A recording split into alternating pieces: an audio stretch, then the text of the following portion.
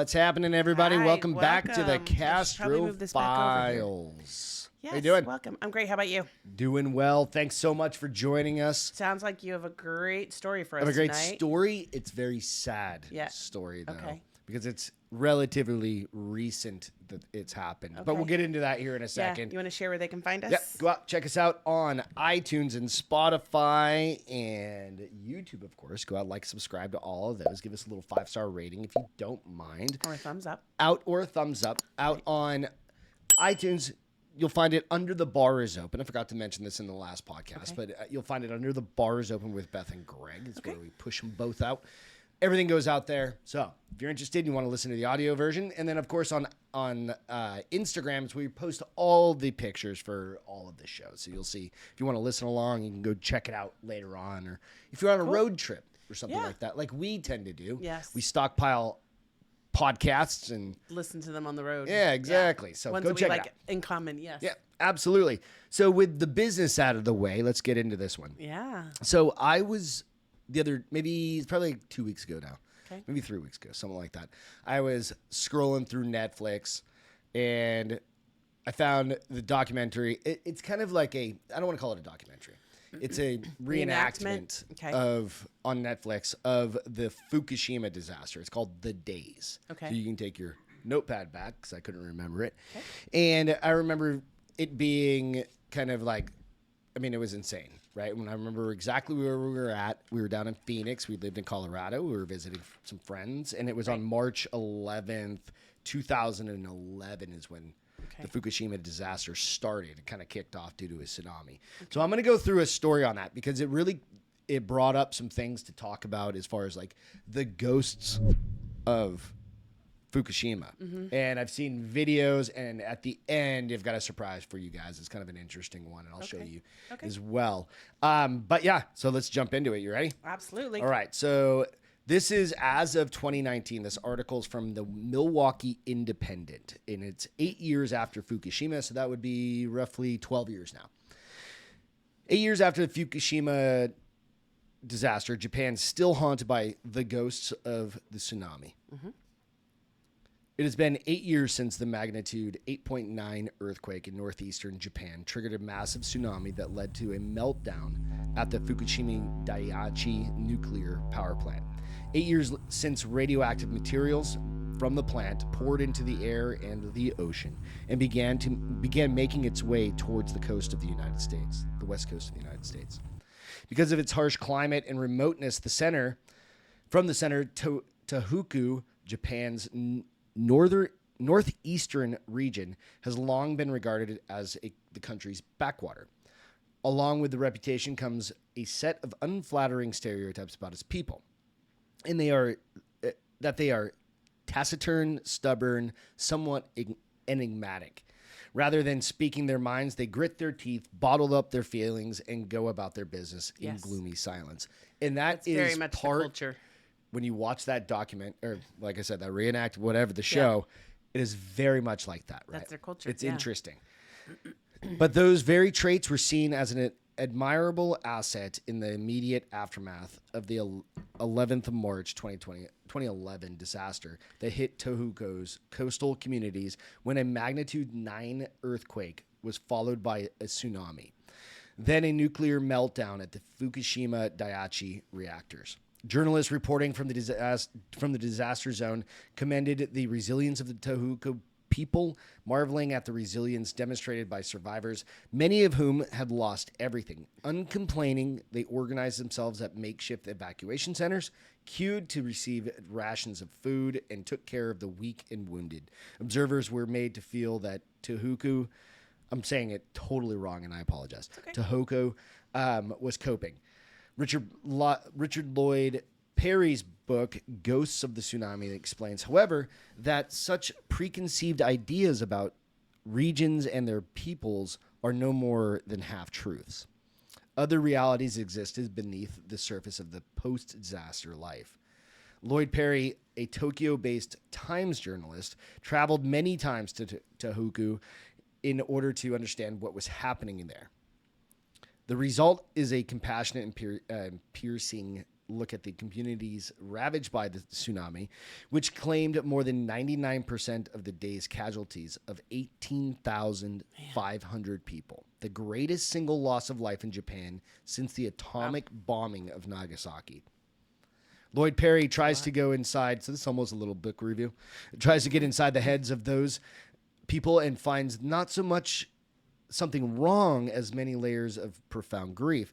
He sees that everyone's grief is different and that it differs in small and subtle ways according to the circumstances of loss, which makes sense. It also is colored by such factors as how quickly the bodies of family members were recovered and buried.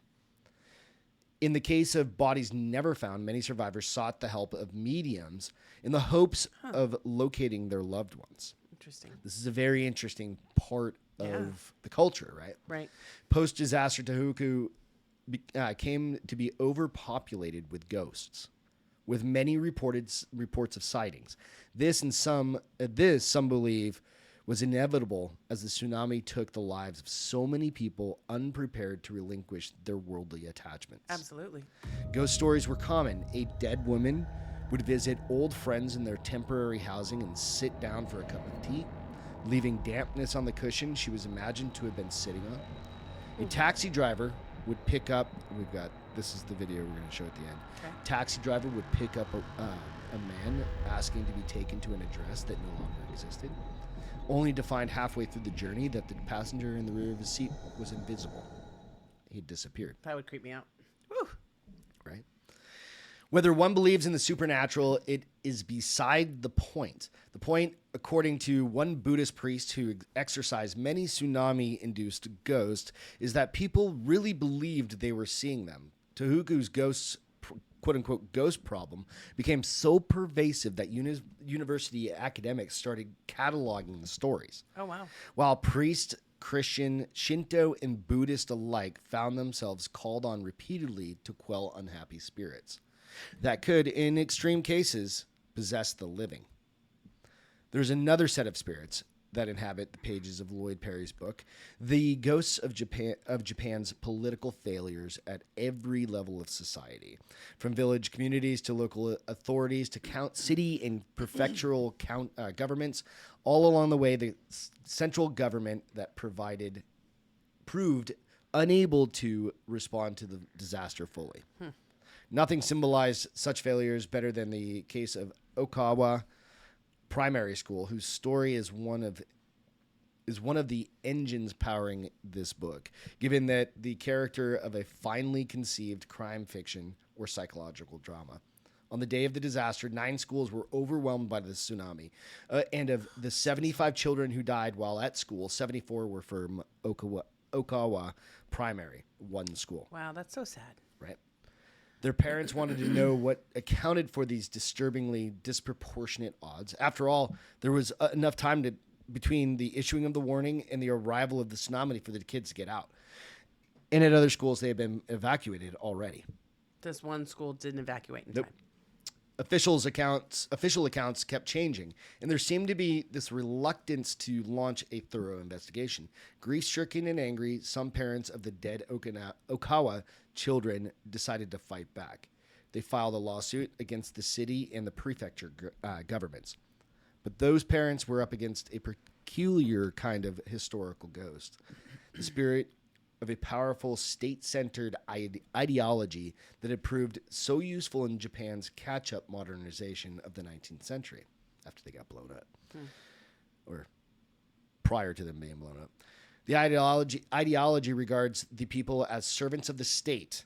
Those who quibble with the official line are seen as, at best, as nuisances, and at worst, as selfish troublemakers who should be ostracized. Could you imagine losing your kid? And then being ostracized. The entire school being gone. Yeah. And then you go Acting and complain. Like it's something your It's like, fault. what are you talking about? Like, it's not a big deal.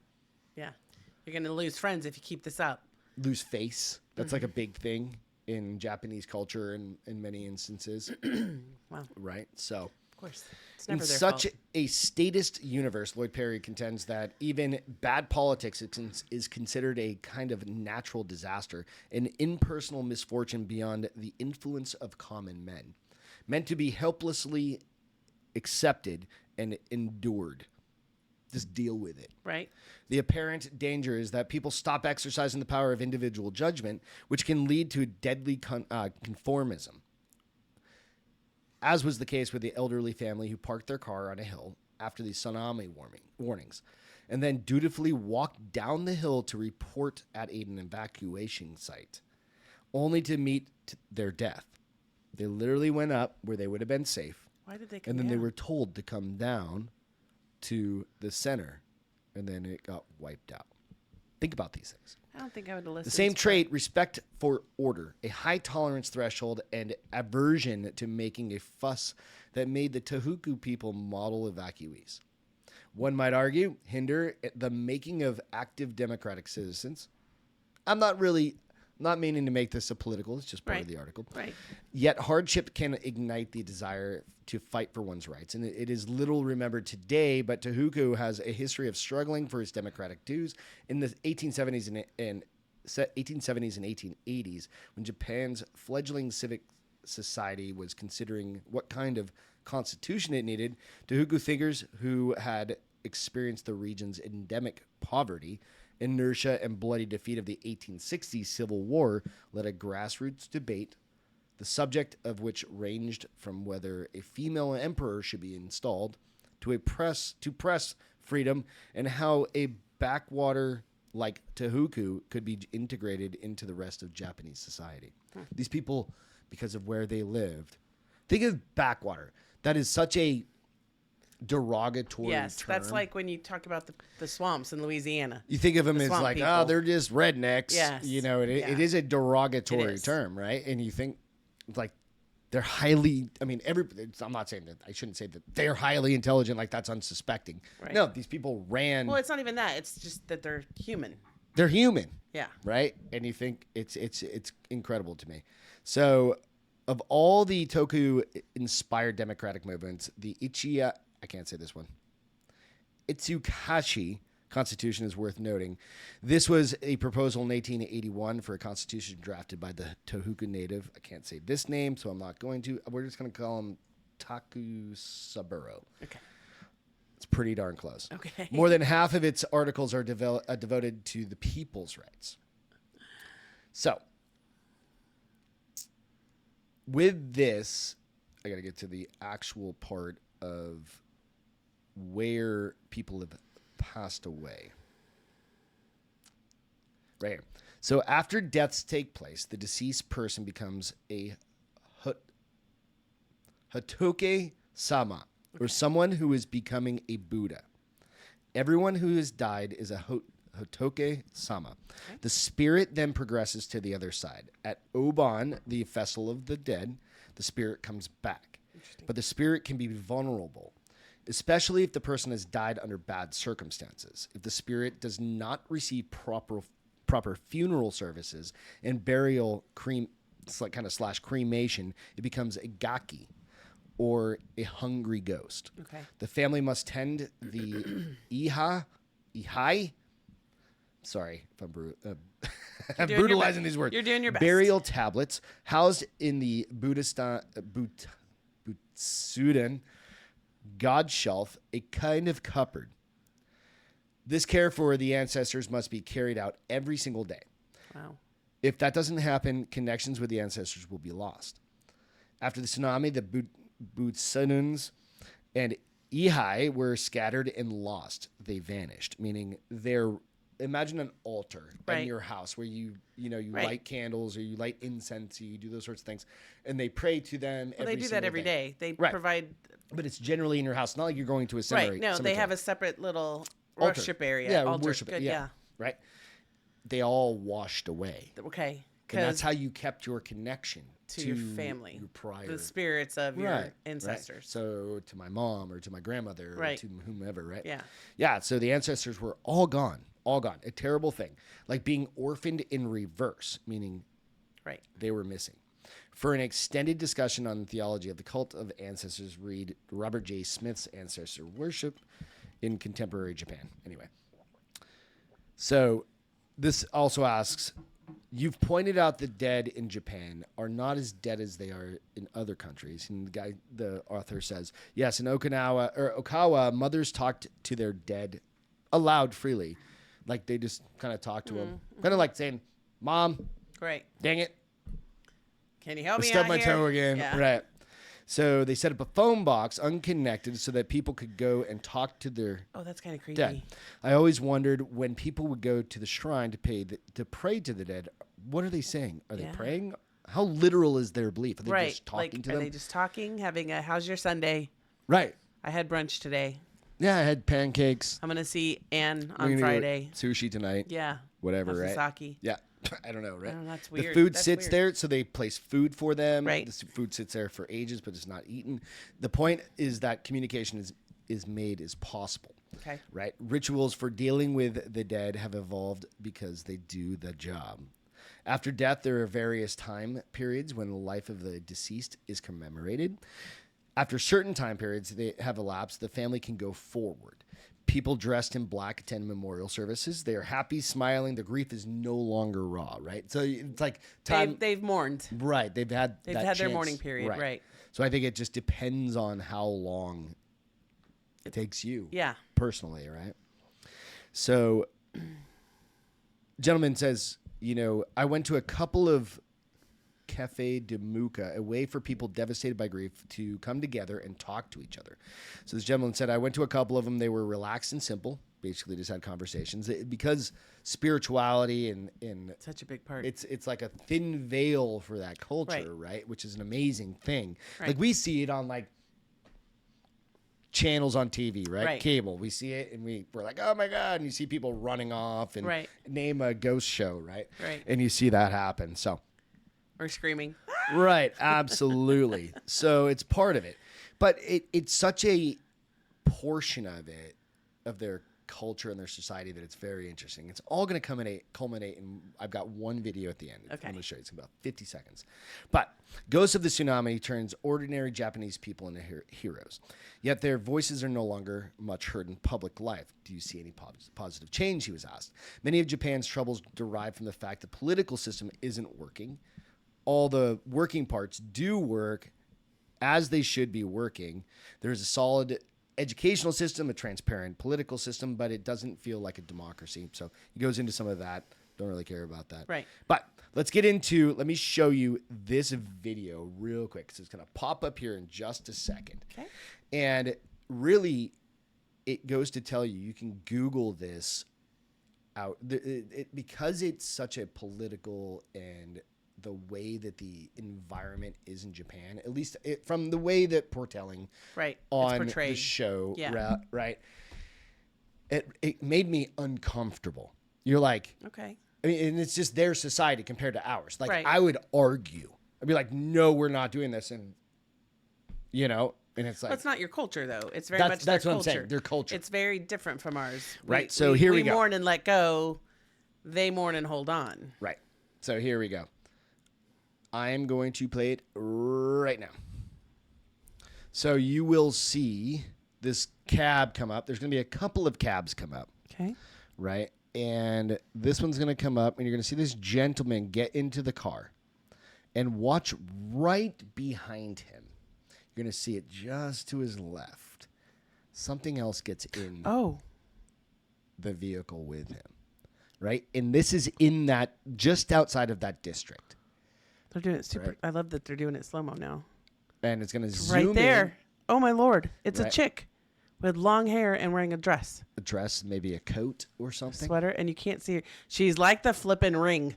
It's weird, right?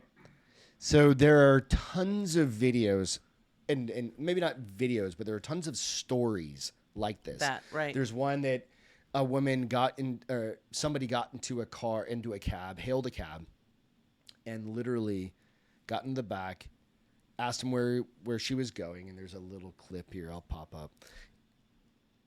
And he's like, where are you going? She responds with this particular area that is very close to where the Fukushima disaster, and it's like I said, it's like a 20-mile or 40 kilometers, something like that area.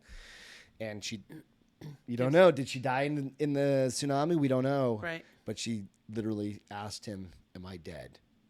right? And then he looked back and she was gone. Oh, creepy. Right? Creepy. So you can go out and you can Google these things, but it's all from that show. Go watch the show. It was very interesting, but you also kind of do a little bit of homework. I know it's a little political because it is political in many cases, and you'll see that in that show, but it kind of drove me to go down That's kind of cool. Yeah. Good story. So, little different. Yeah, different, Little but different. good. Hope you guys enjoyed it. Go out, subscribe to the please. podcast. We'll catch you all Hey, next time. don't forget, sharing is caring. So share. Cheers. Love you guys. Bye. Yeah.